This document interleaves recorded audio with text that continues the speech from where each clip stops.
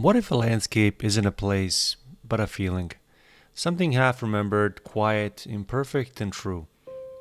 Today we're painting with that in mind, letting cold wax and oil speak softly through abstraction, where Wabi Sabi meets the land we carry inside.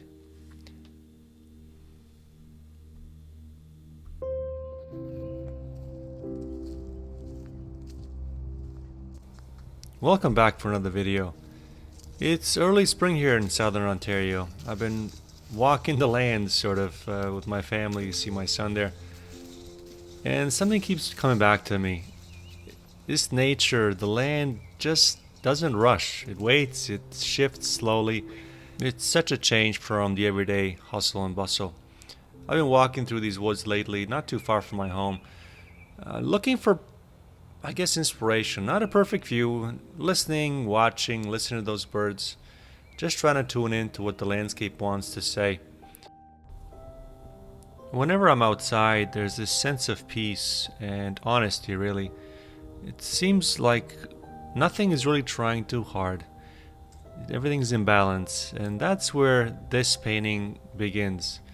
Not with a clear idea, but with a feeling, a response. Letting the textures, the colors, the cold wax and oil carry the mood of this in-between season of quiet rebirth.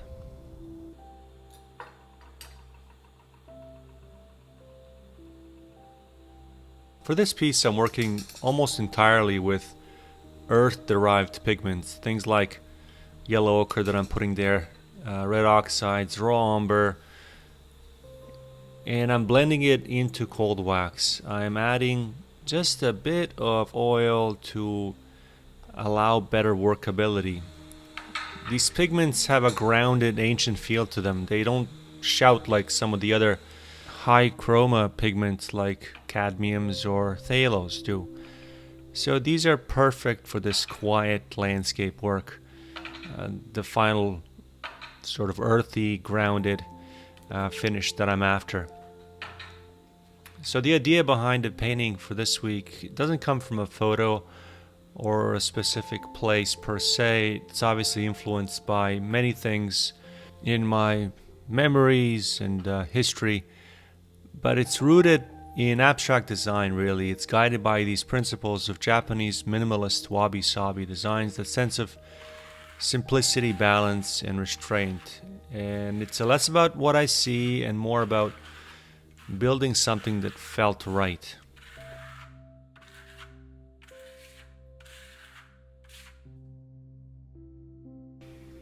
If you're familiar with my work here on YouTube, you'll notice that this is definitely a bit of a deviation from the representational work that I've put out here thus far.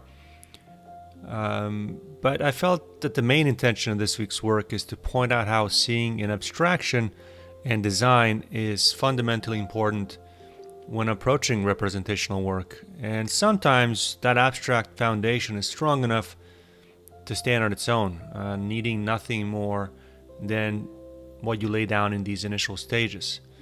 It has a tendency to carry the mood, the balance, the essence of the landscape without describing every detail thereafter. Now, the way that I have approached this is entirely from an intuitive perspective. I guess the beauty of this approach is that it gives you the freedom to stop when the feeling is right, even if the image isn't fully quote-unquote finished in the traditional sense.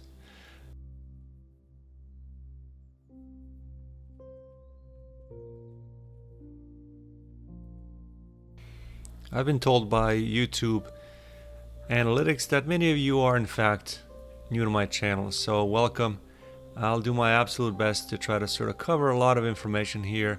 I try to teach all sorts of different things art related on my channel, so if that is of interest to you, please do consider subscribing. I'll cover in this short video a lot of the things that I've already covered previously, which go into somewhat of depth into how I make some of the marks that I do make, like I'm doing with that spatula there right now, and some of the other tools that achieve the desired effect. It's very important to understand the tools and limitations of them if you are to achieve these intuitive even if they're abstract marks for your own work. So, firstly, I should also say that all the information with regards to the materials and the tools are always listed down in the description below, but if for whatever reason I don't cover anything, please comment down below and I will get back to you with the information. Sometimes I may overlook things. So in this initial stage, I am putting cold wax and oil in a roughly 50-50 ratio. As you recall, I'm using dry pigments, but I am supplementing them somewhat with tube paint as well. And I'm laying those down just based on a certain intuition and design. Using a brayer as I'm doing there, using a spatula like you saw me use earlier, and a wider brayer.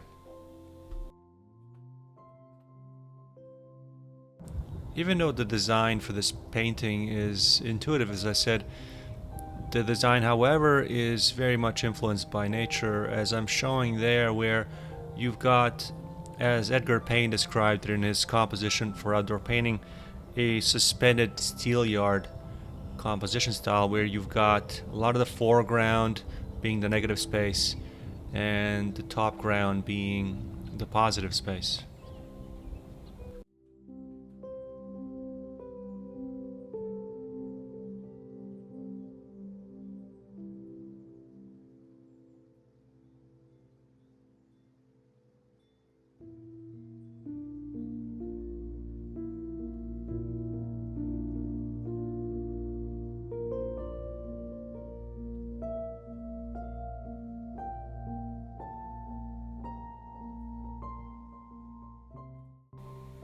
This particular video is as much about mark making as any of the other ones I've put out.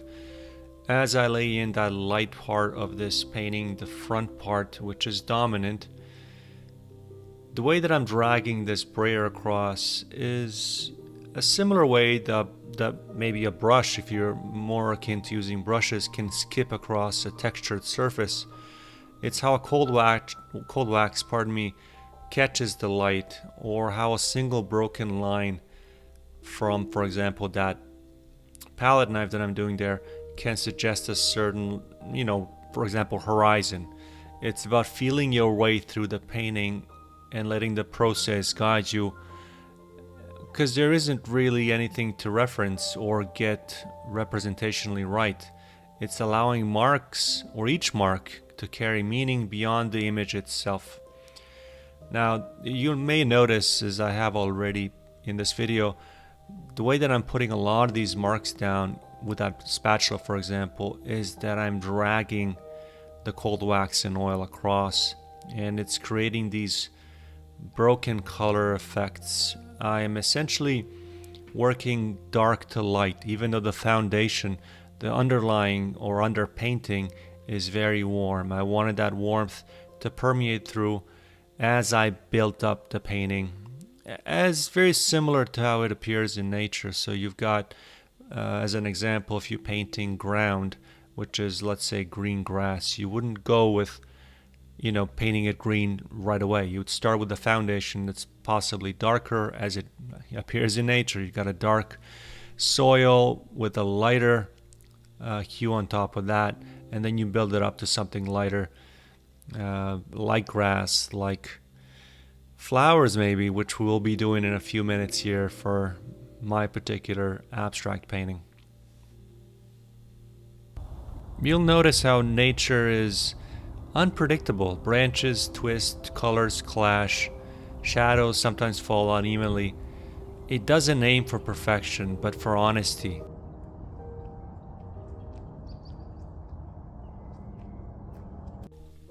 This is what fundamentally Wabi Sabi aesthetic stands for and embraces: this imperfection, impermanence, and the beauty found in simplicity and natural aging. It's not just a style, it's a way of seeing and kind of being, really.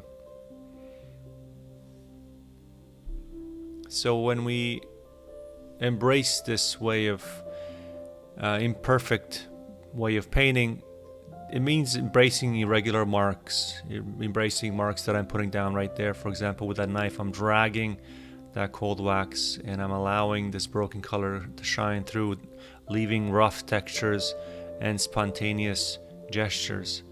A streak, a crack in a wax, that's all welcomed.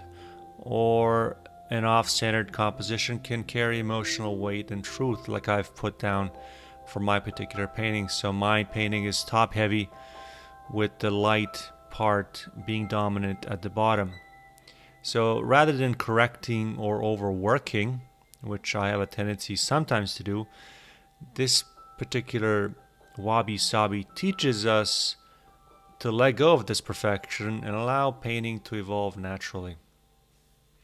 You can see some of these marks as I'm zoomed in close and how exactly they sort of dance across that substrate, which is already textured from the previous applications of wax.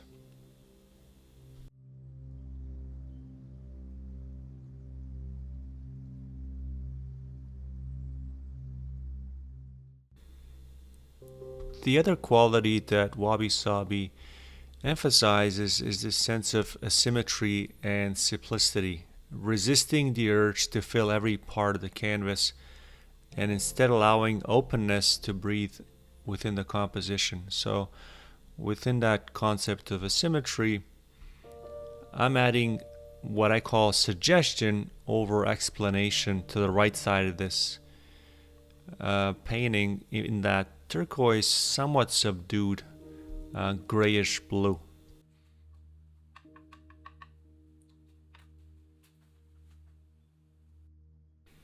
These higher chroma accents, like that particular blue that I've added, doesn't necessarily mean that they will remain there for the finished piece. And in fact, for this particular painting, I got rid of, well, as you can see there on the right with the finished painting, a majority of the blue, and I kind of insinuated birch trees for the top right. So when you engage in this process-based painting style that I employ, that's intuitive, things have a tendency to shift.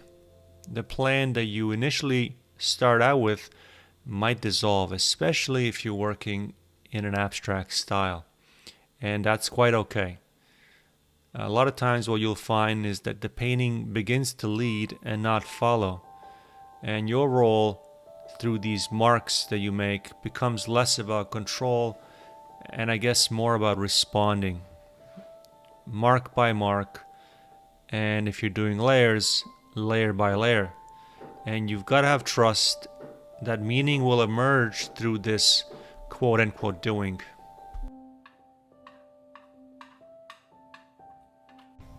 Sometimes adding a bold accent like this yellow of a dandelion, it's a wild radiant note that I pulled from nature. It's often dismissed as a weed, but in reality it's a nutritional powerhouse. In painting, just like in life, what we overlook can become a spark that holds everything together.